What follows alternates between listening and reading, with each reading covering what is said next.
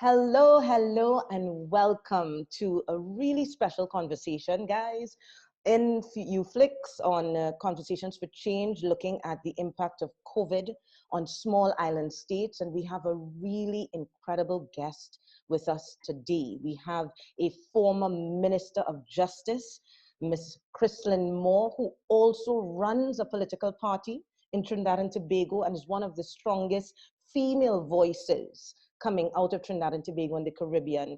And I think I'm really particularly excited to share this voice with our growing global community so that, because there's so much cross-learning that can take place between the global north and the global south and the thinkers that are existing in both spaces. And yeah, so welcome guys to this new conversation. Welcome Chris, Anya, Jessica. It is, I think it is so timely that we have Christlyn Moore here because what the world is facing now worldwide and has rocked everywhere. I think what is on everyone's minds right now, seeing the increase in police militarization in the States and people being arrested for no reason, is this the new normal?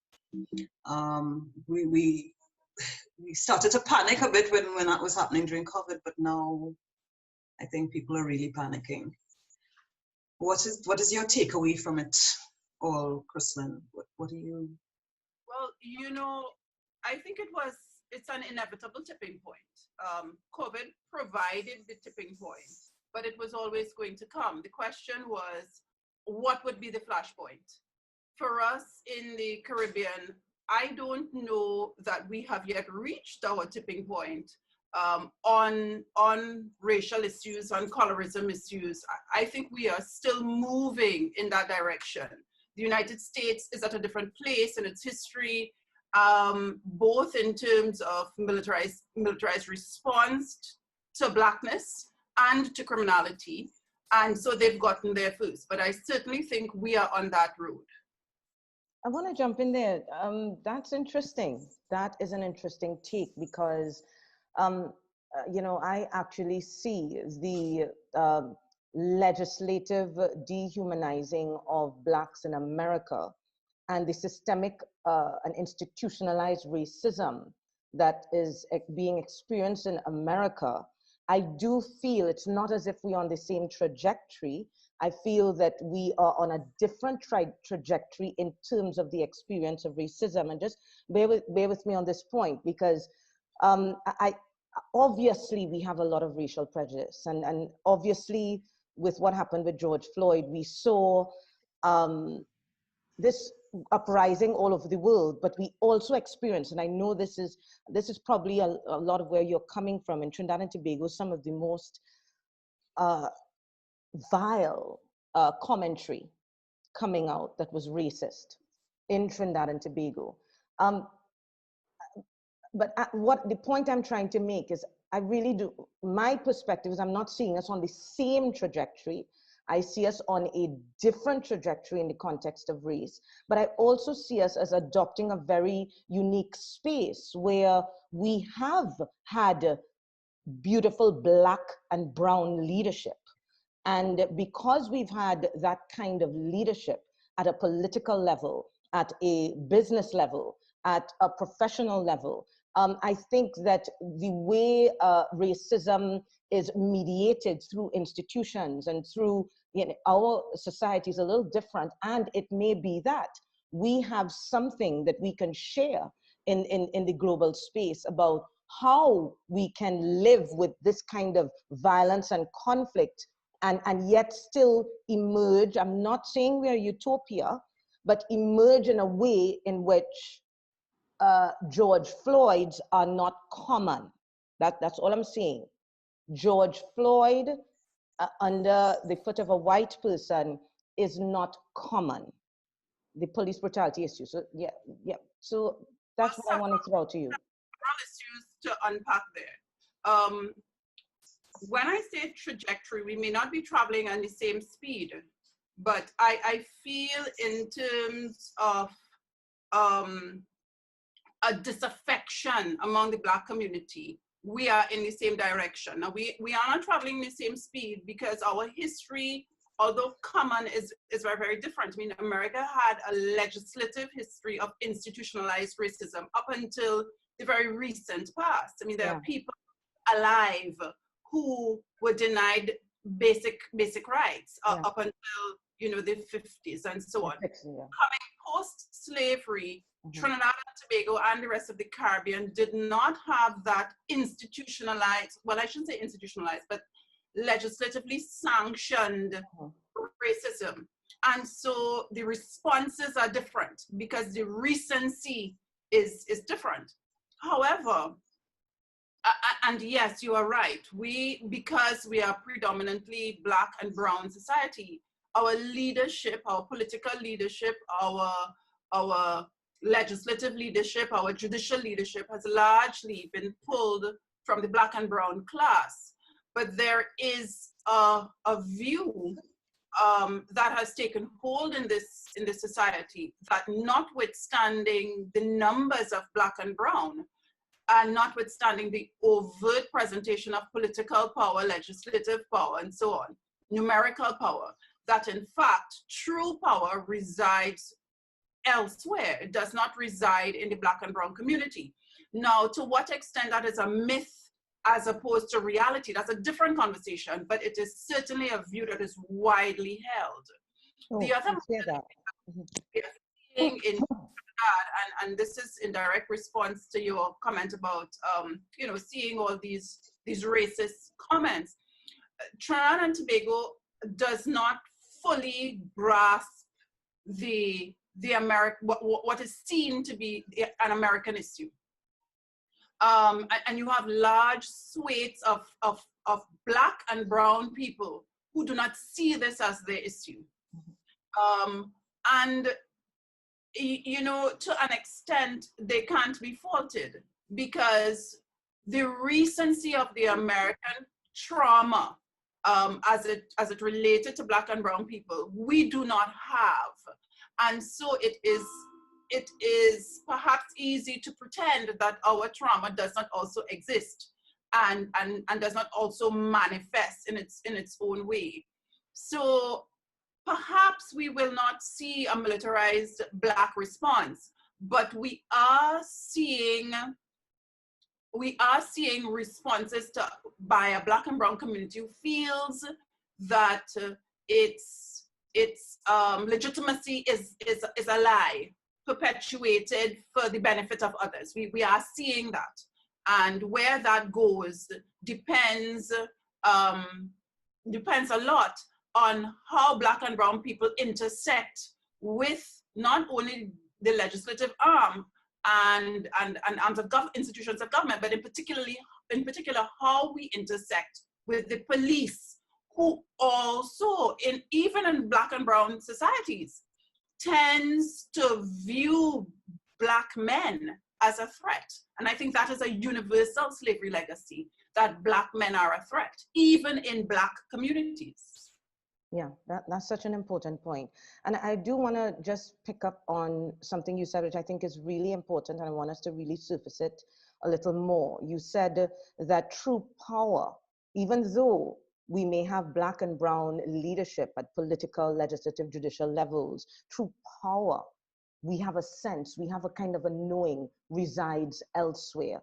And if you can unpack that a little more for the viewers, because I know we have, and because I think that will begin to point us to the areas of commonality between the struggle we have in the Caribbean and the struggle that's going on globally, worldwide. In America, power is so linked to white and Black and economy.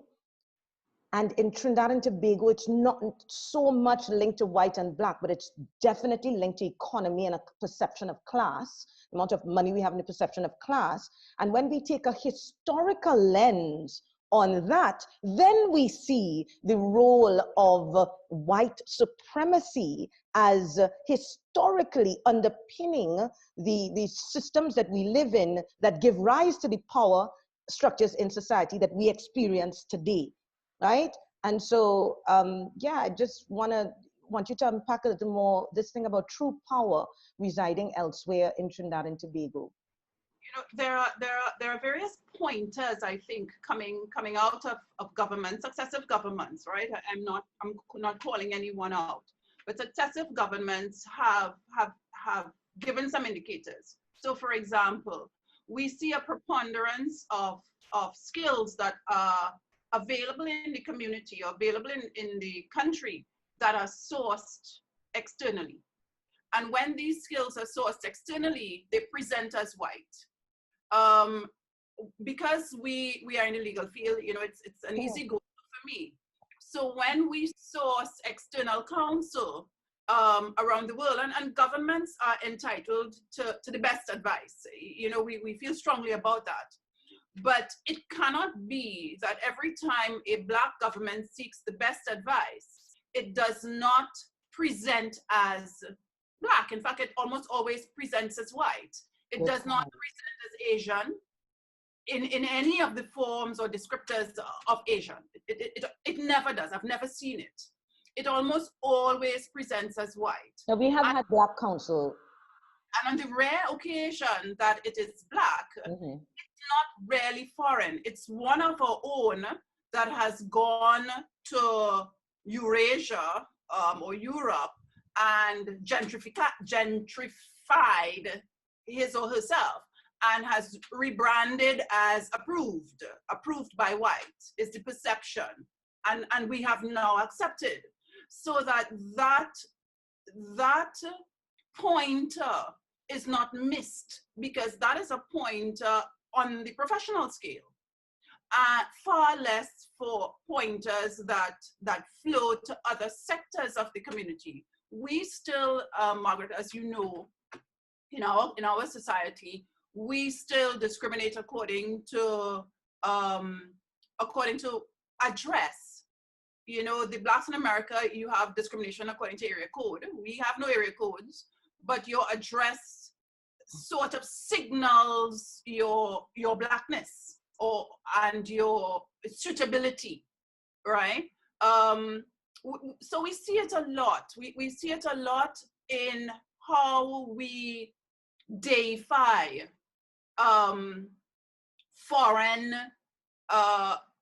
foreign sources of influence, foreign economic influences, foreign products, goods, services.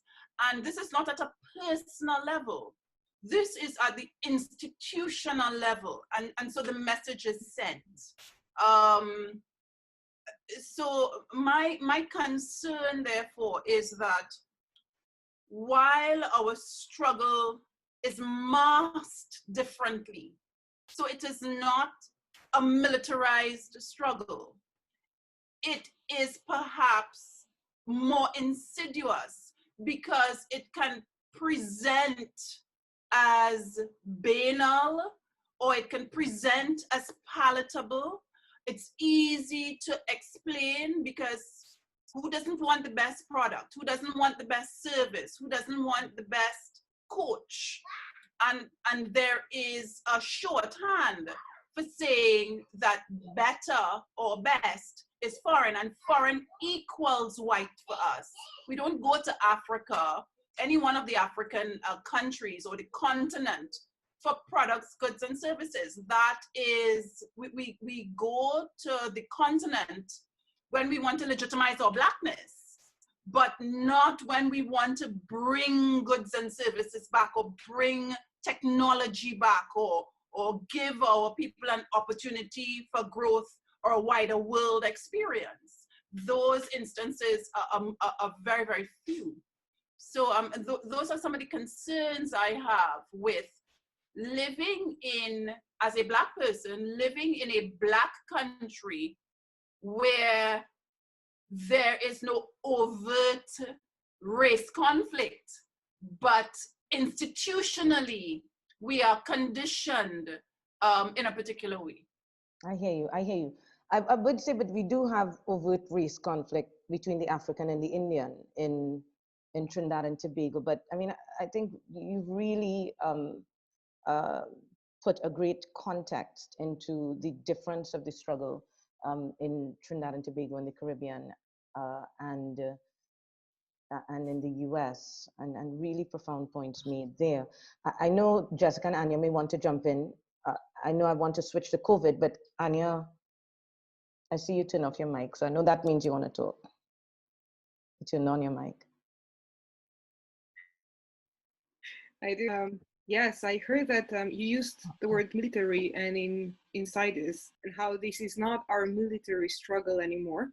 And I'm just observing, but we are here for women, and noticing that you're Soroptimist International of Newtown. I'm really wondering, how do you see women can actually help with this struggle? Because there is men that we are afraid of. And I do believe that we do play quite an important role, but I do want to hear it from your perspective. No, that is a really interesting question. It puzzles me, and I hope it's okay to say this, but it puzzles me that men run the world. It puzzles me. And I say that because in every great movement, it has either been started by a group of women, sustained by a group of women, propelled by a group of women, or composed mostly by a group of women. And so to answer directly your question about how I see women's role, I think before we get to that, we have to figure out what is the role women assume now. In Black and Brown communities, well, I can only speak for ours. In our community, women, the whole issue of misogyny is not dead. There is a place for women in most traditional communities, and we are traditional in large part.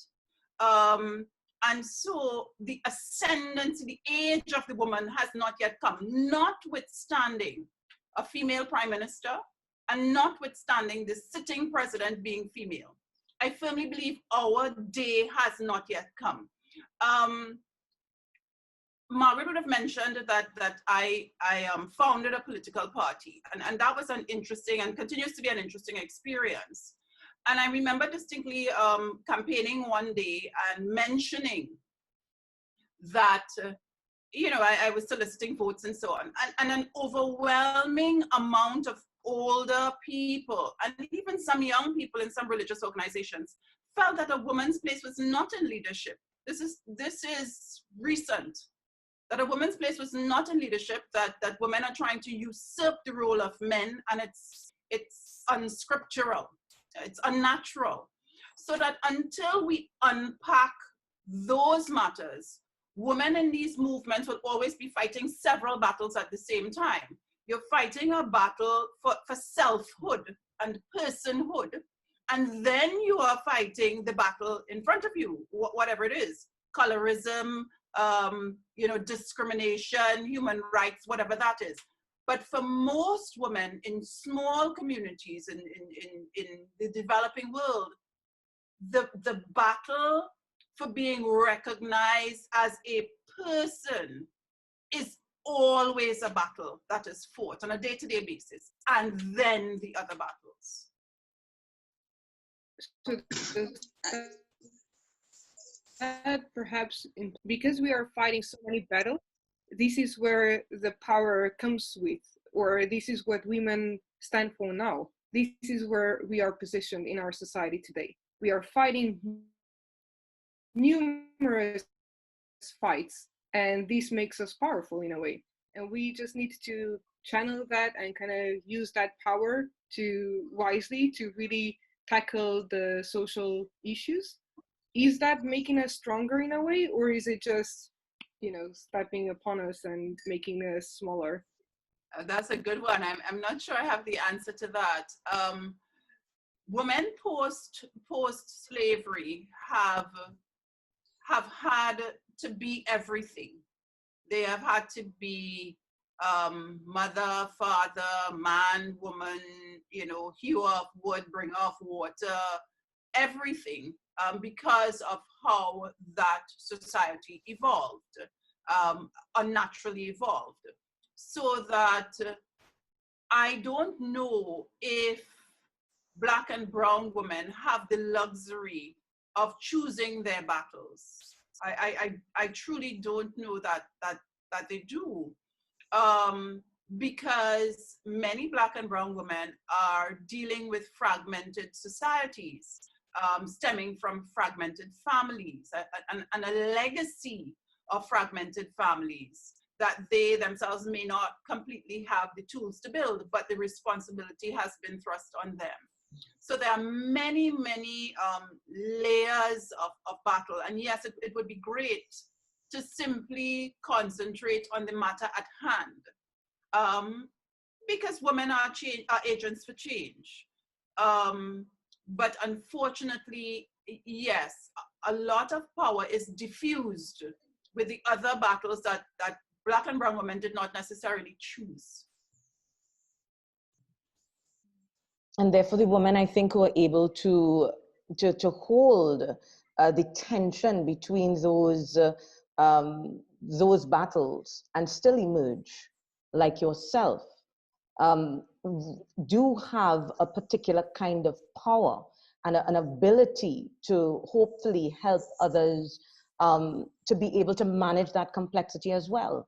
You know, I feel that is what Anya was getting at, that, you know, you represent the holding of that complexity and still being able to have this powerful voice. Yes, it would have been great if it didn't have to be so, but then that reminds me of a principle in life, you know, that through struggle and hardship, you know, something really beautiful can emerge, and usually does emerge if we respond to it in a particular way.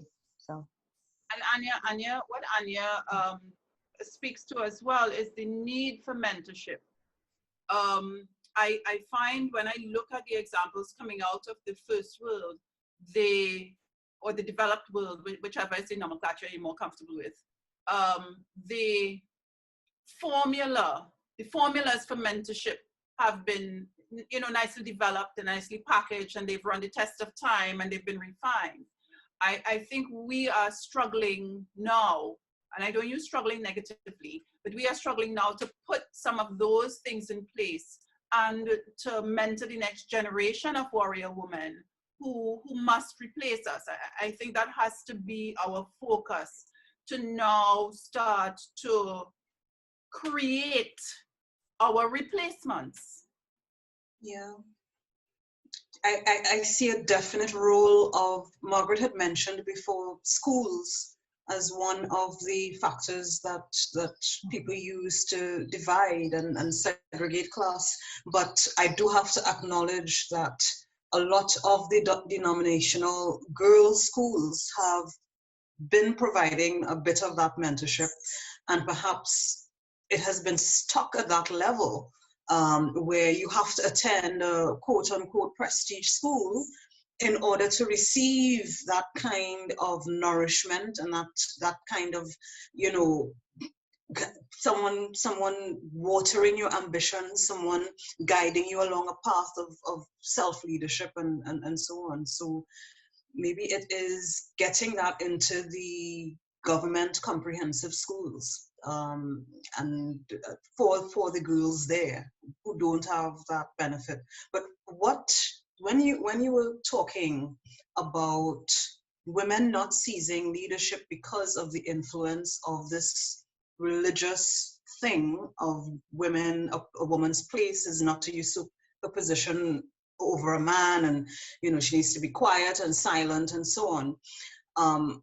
That is a recent thing I am observing, because I know Trinidad was not always like this. I've seen over the decades, and I'm not, you know, that old, but over the decades, the encroachment of this very fundamentalist evangelical American influence in Trinidad and Tobago. When you talk about our importation of foreign, it's also foreign ideologies that we're importing. And recently, the rise of this very, very extremist almost kind of Christianity that was not there before. We have a proud tradition in Trinidad and Tobago of women-led churches, particularly with the Shouter Baptist community and with certain Anglican churches. I went to school that was a Presbyterian school with women reverends.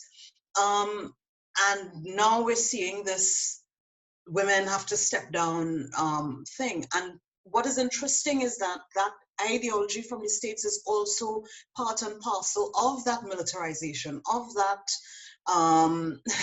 you know, government has to take control and control the lives of people in this way. And I fear when I hear Trinidadians just parroting Fox News talking points, parroting this rhetoric, parroting this American, you know, as if it is ours, and it's not. How do we push back against that?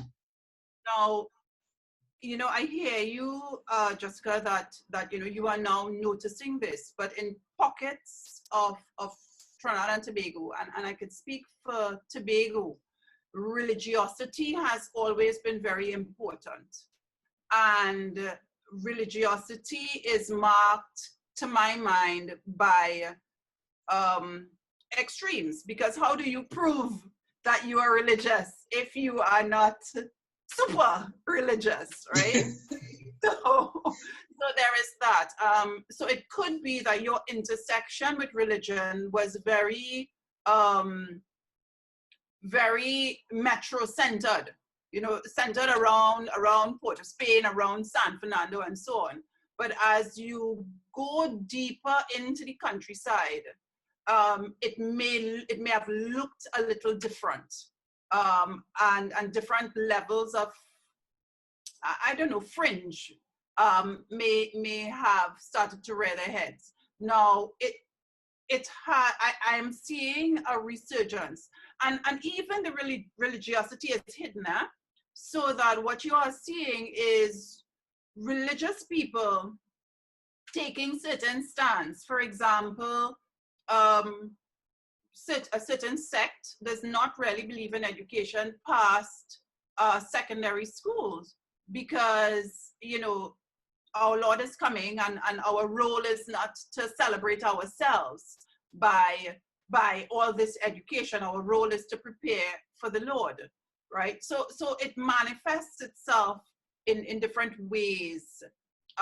in the society. And unfortunately, women and girls are normally the guinea pigs for religious experiments, no matter how they present. They always seem to first present in the policing of the ambitions of women and girls, and in the policing of the bodies of women and girls.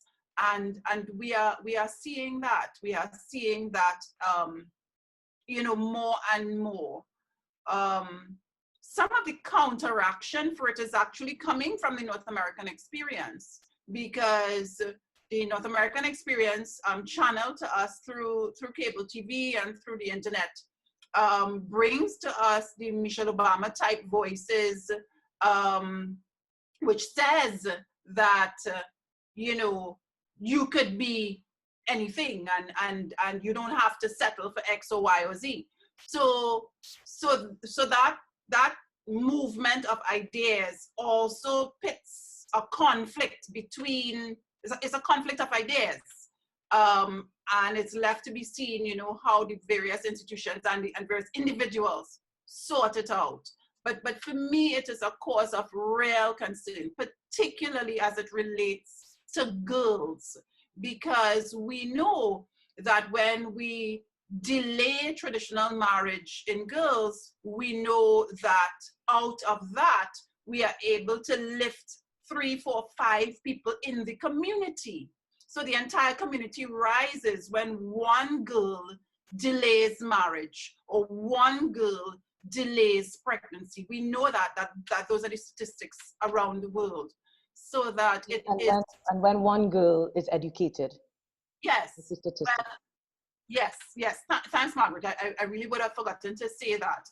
But yes, when one girl is able to be educated, you know, you really have a financial consequence for a community.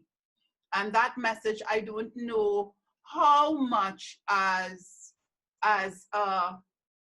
people we are focusing on it. I sense that there is a reluctance to bring that message to our communities in Trinidad and Tobago, because it is setting up an almost immediate conflict with religious leaders. So I don't see a government rushing to say, you know what, we would advise that all our girls delay marriage in favor of education for 5 years. I don't see that ever being said on any platform anywhere, or a policy being developed around bringing it about, because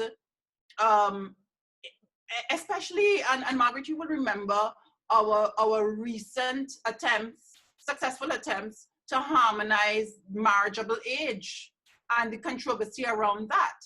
The controversy around the Hindu Marriage Act and the Muslim Marriage Act, which allowed girls to be married, I think at 14 and 16, so that there is a large religious lobby that also influences policy, or influences the lack of policy on a number of these issues, in particular gender issues and race issues. Can you explain that a bit further on? It's hard for me to understand it because we don't really have arranged marriages here any longer. At least it's not as common as it was hundreds of years ago. I mean, I still hear about them. It's not completely eliminated, but to me, just I would like to understand better, what is the incentive? What makes religion leaders wanting for the girls to be married so soon? What is the benefit out of that? Well, I think the view is that, how do I put this delicately? The view is that perhaps teenagers or people, let's say young girls and older men, may fall in love and they may fornicate, which is against the law of all gods, apparently. And it is best for these people to be united in a stable relationship, notwithstanding age, and so preserve their standing with their respective gods, and preserve the standing of the family in the community. So you don't have a hapless 14-year-old falling in love and being impregnated by a love-struck 34-year-old, and that union not being blessed by some organization or other. It enables the pedophilia and ephebophilia that we have in our society to happen. It was legitimizing it. So a news report came out, there were over 35 girls over the last 4-year period under the 12 and under who have been in the hospital giving birth to children. Under 12, which means that there are 35 crimes that have been committed, sexual offenses that have been committed, and has anyone been arrested?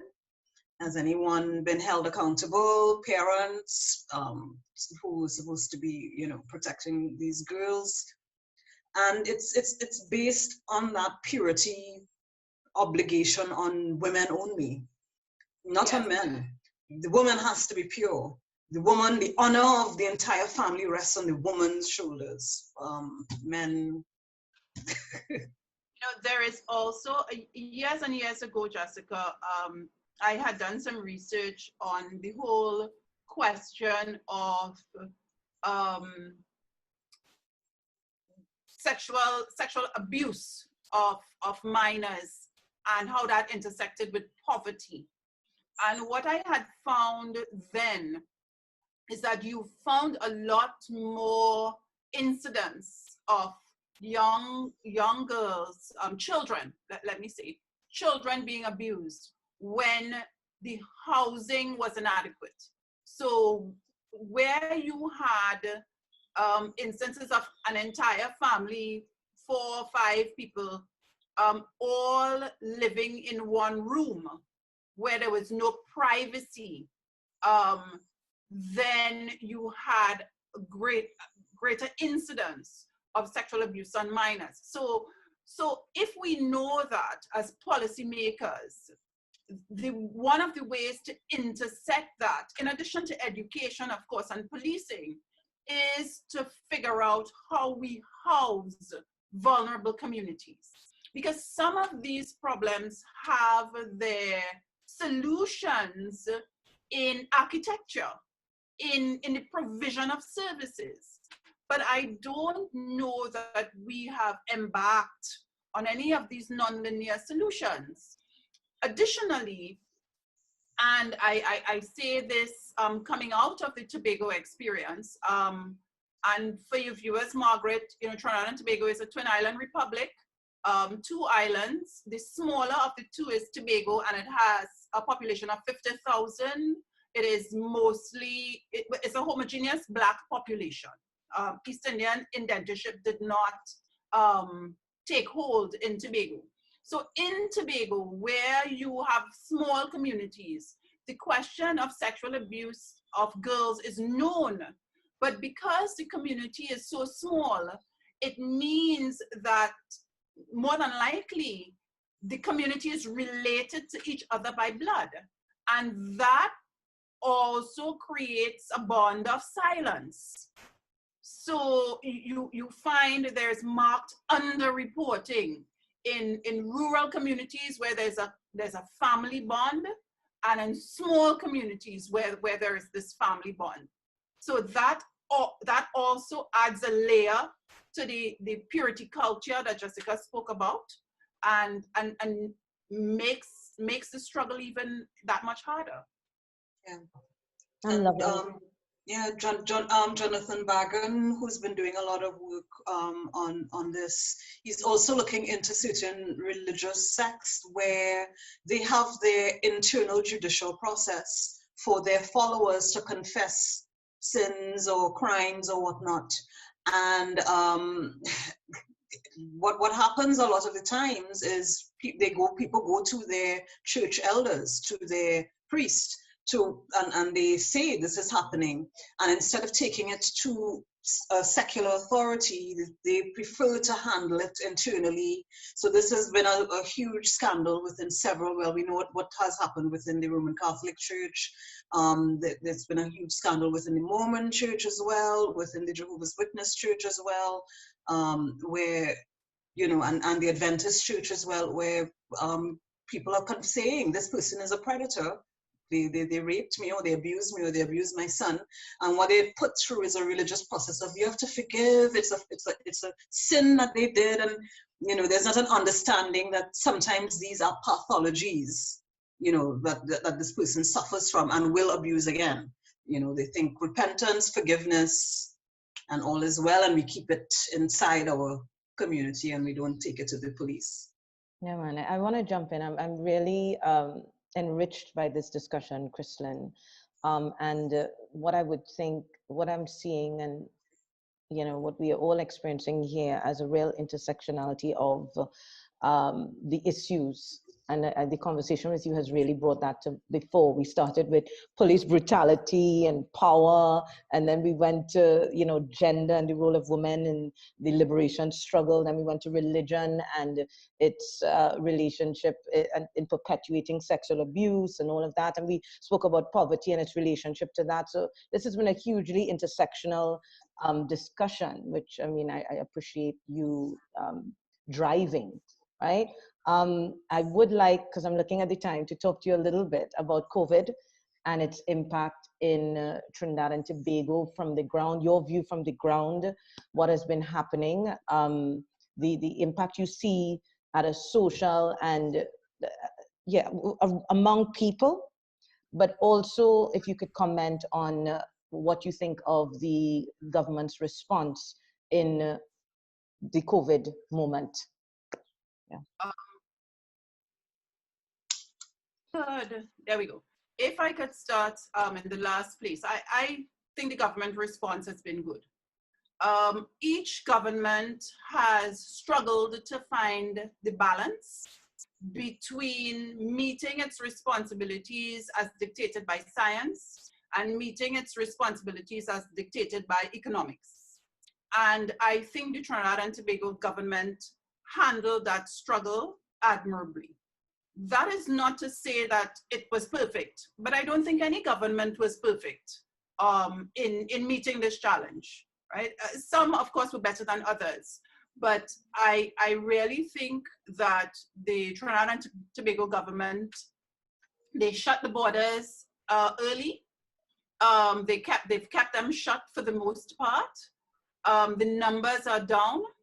There is no exponential rise. There has been hardship occasioned by the decision, of course. We have nationals that are on cruise ships abroad and in countries abroad desperate to come home, and the government has been standing firm, and that is a whole other discussion. But in terms of the results have been positive. Now, we have to marry that with what has COVID done to the region. COVID has not really had a great impact on the entire region. Regional deaths are very, very low. I think if you tally all the Caribbean deaths, I don't think you get to 100. So that certainly there may have been some climatic factors that have assisted us, but certainly governments have stepped up to the plate. COVID, however, has had a great impact, as you would imagine, on the day-to-day economics of the country. And that day-to-day economic fallout would be felt first at the level of the seasonal and transient worker. Because this is the group that has no real savings. This is the group that works today to get money today, to eat today. And there has been an enormous hardship at that level. Government has had a challenge in responding because we don't have a bailout history as in the first world. We don't have a history really of dole, of giving you a dole as in the first world. And so the mechanics of that does not come naturally. The government has attempted to provide a dole type relief under the rubric of a COVID relief grant and I think a rent relief grant and a couple other similarly titled projects. I don't think it has had a lot of success.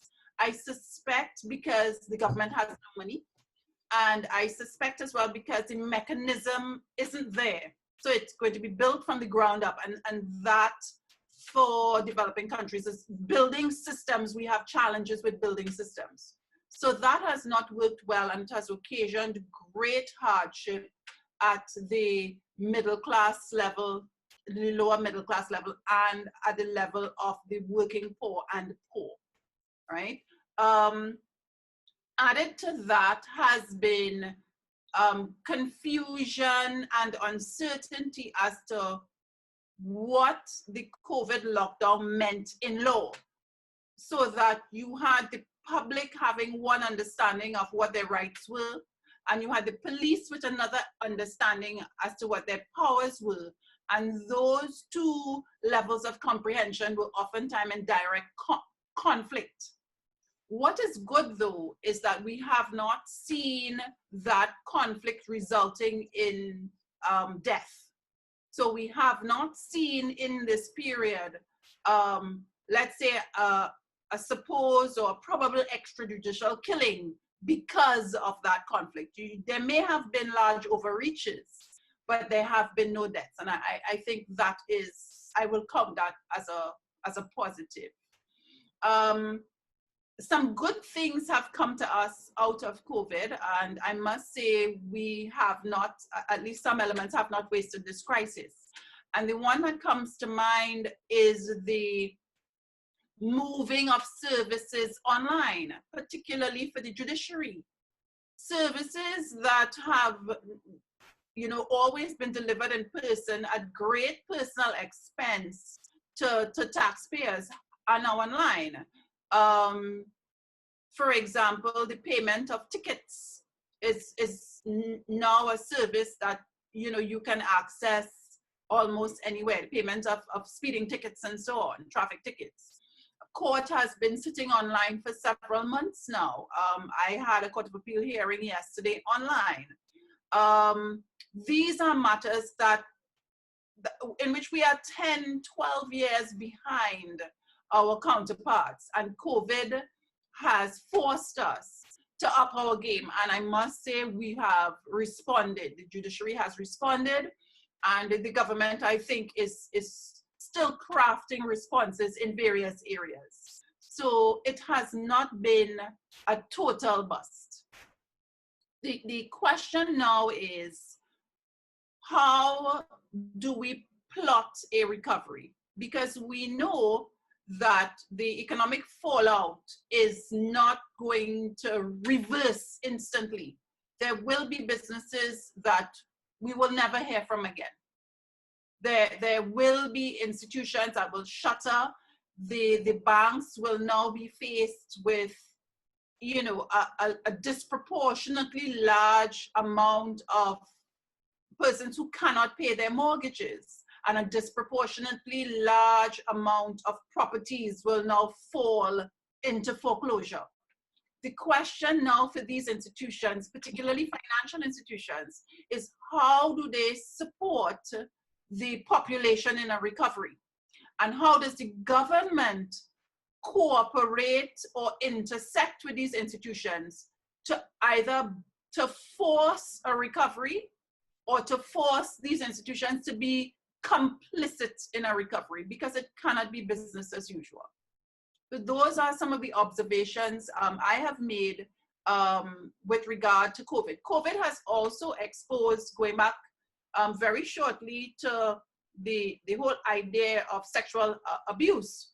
COVID has exposed those fault lines quite clearly, and I notice as well an uptick in persons being arrested and charged for sexual offenses against minors, again, particularly in Tobago. The question now is one for legislators to dissect what is bringing these matters to the police now, and to isolate it and make it easier, to isolate it and synthesize it, so that post-COVID, whatever that trigger was, it continues to bear fruit. Wow, thank you. Thanks, Chris. Yeah, we certainly got a good sense of what's going on there in Trinidad and Tobago. And did you see this, the Oxford University policy tracker, which put Trinidad and Tobago at the top of the list in terms of countries ready to ease the lockdown?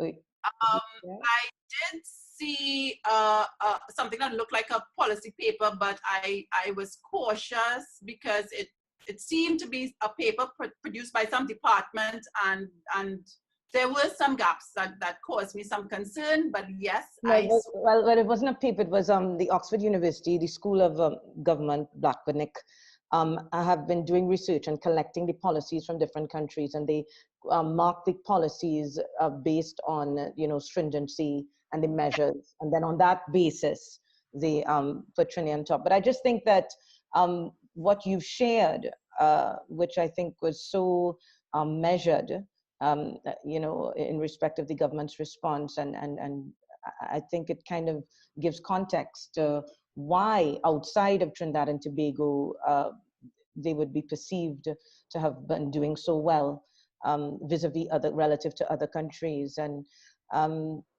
yeah, and I think one of the things that is thrown up by what you're saying as well, in respect of the government not really, maybe because of historically how we approach the issue of bailout, not yet being able to find the best and most effective way to meet those who may be most economically disenfranchised by COVID, I think is an important point for you, the leaders down there, and the people in Trinidad and Tobago to really think about as well. Because yes, we as policymakers, we like to look at science, and yes, we like to look at economics, economics.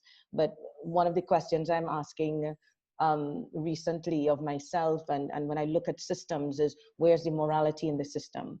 And to what extent are we looking at the morality of the decisions that we are making? And if we have citizens that are in such distress, what's the moral thing for a government to do? So, you know, your closing kind of comments kind of put me back into that sphere. I think this has been incredible. I am blown away. I don't know why I'm blown away, because you've always been brilliant. But I just think this discussion has really been incredibly rich and covered so many of the issues going in and out. I don't know if Anya and Jessica want to ask anything. I'm just looking at the time, and we definitely want to have you back on as things happen in Trinidad and Tobago, so that we can get your voice on these issues as we go forward. But yeah, Jessica, Anya, any closing comments to Chris? Or? I very Anya, much you wanna go? Yeah. I was just writing, yeah, let's wind it up. But I do have many more questions because you were tapping into the fiscal and monetary policy, and we've been speaking to a lot of people from various countries, and they've been telling us that they're borrowing, for example, money from different countries, which is, you know, creating a new debt. And this is definitely going to influence our economies for years to come. Then we hear from the US how they're printing new money, which normally and inevitably leads to the hyperinflation. Here we saw that 20, 30 years ago happening, and people were almost like going from the normal currencies towards just paying in cigarettes and paying with whatever they had at hand. So, I mean, it's interesting because also Margaret was previously talking about the dismantlement of the whole system and how we can see that every time there's a crisis and we do have some social problems, the domino effect just happens overnight. And I do believe that what you were mentioning, these are just new dominoes that we are going to see collapsing. So it's, I think, incredibly to have lawyers talking about it, because we do stand aside, or we have these objective opinions and we have the privilege to observe everything what's happening in the society from afar. If nothing else, everything is underpinned with the laws, and we have the ability to then regulate, or at least be part of these discussions when we lobby and legislate and litigate even. So, I mean, this is incredibly helpful, and I very much appreciate what you were saying. Thank you very much. Just a short thing on fiscal. Yes, we are going to go into debt. We are, our economy is underpinned by the sale of oil and gas, in particular gas. And, you know, we had a rough period over the last two months. Oil prices are now recovering. Gas prices are now stabilizing, but it would have meant that for that period of time where prices were under enormous pressure, that we would have, our revenue would have bottomed out. So we are facing a fiscal deficit, and we are going to have to fund that by borrowing on the international market, and we are going to pass that debt on to several generations, and that may be a subject for a different discussion. Absolutely, yeah. Picking up where Anya left off on the fact that during this crisis, it's a time for reset. I just want to get from you, in closing, what it is you think we need to stop doing immediately, what it is you think we need to keep on doing, and what it is you think we need to start doing. Oh, that's a lovely one. I think we need to stop asking ourselves what's going to happen tomorrow. I think we need to look at this crisis not from a microscopic lens, but through a telescopic lens. So we need to ask ourselves, where are we going to be in 1 year? Or where are we going to be in 2 years? Because if you are worried, and people are rightly concerned about tomorrow, but for those of us who have the luxury of some breathing space and the responsibility of creating policy and creating, you know, legislative change, political change, we have to ask ourselves, what is the position on June 6th, 2021? Start planning for that. In terms of what we have to stop doing, we have to stop comparing. We are not the first world in terms of the devastating impact of COVID, nor do we have the resources of the first world. So we have to be realistic about our resources and treat with them as if 2021 would give us COVID 3.0.